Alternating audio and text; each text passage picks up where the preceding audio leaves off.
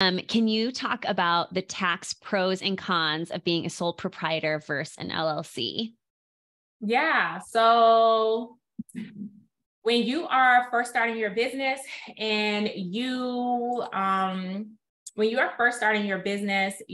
automatically considered a sole proprietor. So a sole proprietor is an unincorporated business that one person owns. So there are no formal forms or anything that you do. You just, kind of wake up, you determine that you want to be self-employed. The IRS considers you a sole proprietor, which means that you will file on a Schedule C. So the difference between a sole proprietor and an LLC is that first, the sole proprietor is a tax status versus an LLC, that's more of a legal status. So if you are wanting legal limited liability protection for your business, you can go to your Secretary of State and you can apply to be an LLC, but you are still a sole proprietor for tax purposes.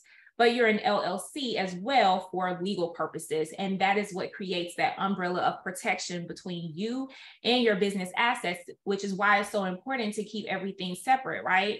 Because if someone was to sue you or you'd be in some kind of litigation, it would be hard to substantiate things if you have everything commingled. So the whole idea of the limited liability protection really goes hand in hand with the power of also separating business from personal, so that if someone were to come after any business assets or anything like that, you have everything completely separated from your personal.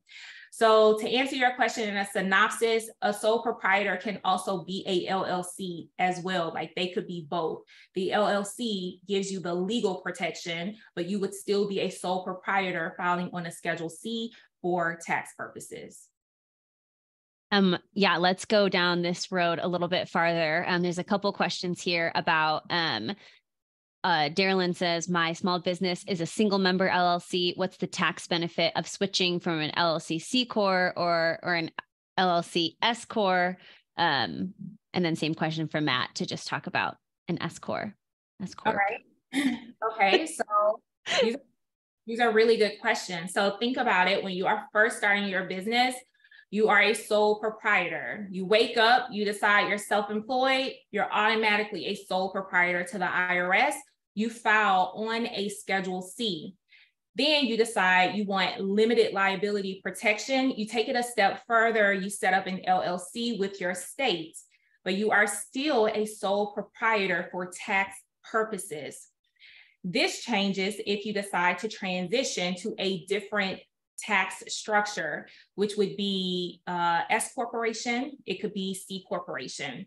The most common one and the most, what I would call one of the most tax advantageous ones would of course be an S-Corp.